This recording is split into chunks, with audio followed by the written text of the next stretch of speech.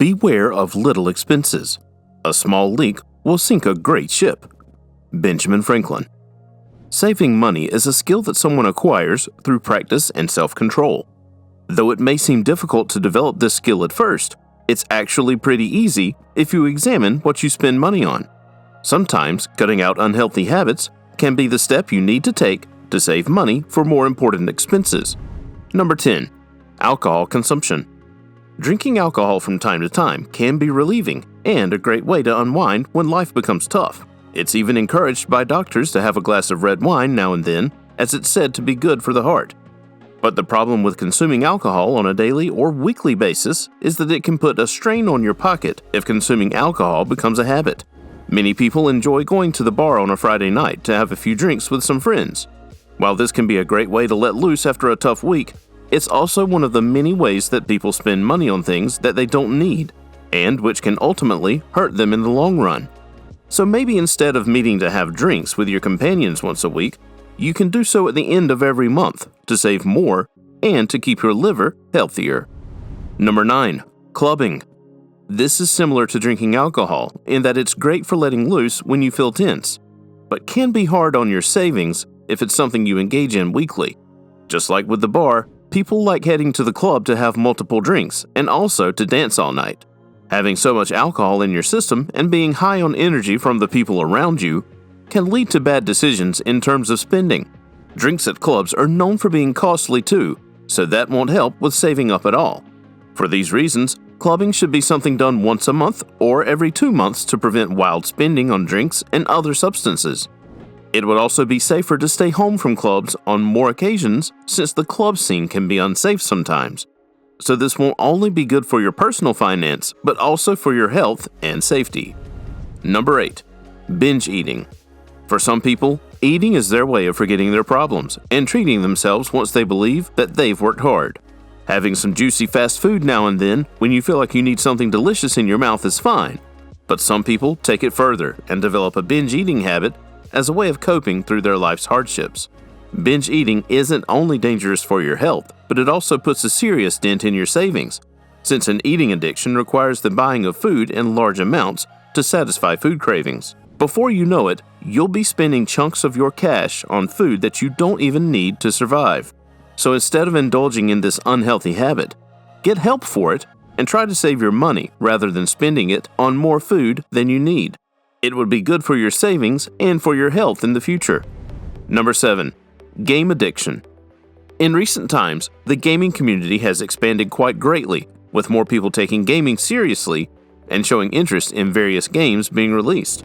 Gaming is fun and can also turn into a career for those gifted at moving their fingers on controllers, but it also has the potential to turn into a horrible addiction that can cause someone to lose quite a bit of their earnings if they're not careful enough. New games are being released every day, and for a gaming addict, it's nearly impossible for them to let a new game pass without buying it and trying it out for themselves. At this point, gaming's just from a harmless hobby to a harmful addiction that can ruin someone's life. So if you're bordering on being a gaming addict, take a step back from your computer and turn to something else because it could cost you a lot. Save the money you were going to use on purchasing the latest game released from your favorite series and put it back in your savings. You don't need that game as much as you think. The money will come in much more handy later. Number 6. Shopaholism. Money is there not only to purchase what we need, but also to buy what we like. Buying nice things is a great way to treat yourself after earning all that you've earned, but sometimes people take it a bit far and end up buying anything that they think is appealing with no self-restraint. Shopaholism is very real and has probably caused a lot of people to lose valuable money that could have been spent on something much more useful than what they ended up buying because of their shopping problem. For some of us, once we buy one item of luxury, we quickly go on a rampage, buying several, because it just feels so good to get things. If you're the kind of person who goes on a spending spree after buying something nice, try your best to think about all of the money you could lose by going wild on spending. Shopaholism is probably one of the most common ways that people end up being unable to save their money. So try to control your impulse and keep your cash in your pocket instead. Saving is better than spending excessively. It just takes practice. Number 5. Drug addiction. It's obvious that an addiction to highly addictive substances can cause someone's savings to run dry pretty fast. Dangerous drugs may cause a euphoric sensation, and they may clear your mind of all your worries when you consume them, but they also cost way more than they're worth, and keep you coming back for them once you run out because of their contents. Sometimes people try drugs just because their friends are trying them and also because they're curious, but for many of us, simply trying these substances can lead to a life-threatening problem that will be very difficult to get rid of once it sinks in.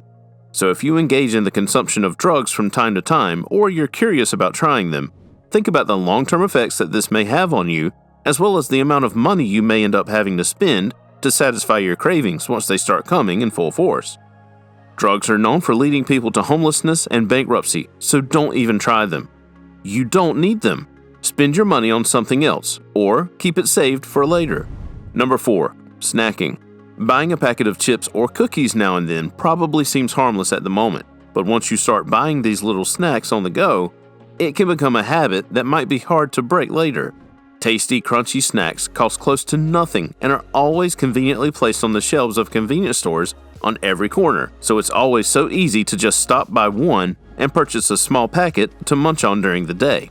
While it is okay to buy a small bag of something sweet or salty from time to time, it can cost you a lot once you purchase these items daily whenever you get the urge to munch and crunch.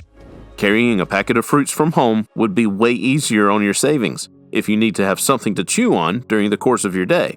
You don't need to spend your change on chips and fruit snacks every time you get hungry. It's a small cost, but saving would be much wiser. Having a snack isn't a need. It's just an urge that develops once you make it a habit. Number 3. Coffee addiction. Coffee actually is considered a drug, but it's a drug that's way more socially acceptable than others. Nevertheless, it is addictive, and many people are indeed addicted to this substance. Why else would coffee shops be doing so well? There are some people who can't go a day without having a cup of coffee, and others who purchase iced coffee more than once a day from Starbucks. The way that people have been able to create different recipes for coffee to make it sweeter and tastier also doesn't help with keeping coffee addicts from consuming it. But the first step to tackle an addiction is to lessen your consumption of the substance you're addicted to. Are you a regular coffee drinker? Do you buy coffee from coffee shops daily? Try thinking about your savings and put that money back in your pocket. People don't buy coffee because they're thirsty. They buy it for the taste and the good feeling that it leaves after they drink it. You don't need coffee to survive, so you can save that Starbucks money instead. Try reducing your coffee consumption from 1 cup a day to 1 cup a week. It'll really cut back on your spending if you're serious about it. Number 2. Late night driving. Driving late at night is an experience unlike any other. Many of us like the feeling of the wind in our hair and our music blasting from our radio, as it feels like we're in a world of our own in our own vehicle. Depending on where someone lives, they could very well be the only person on the road. This adds to the liberating sensation of driving late. Although it's a great way to clear your head and get out of the house when you feel tense, it can also be a pretty expensive hobby to maintain.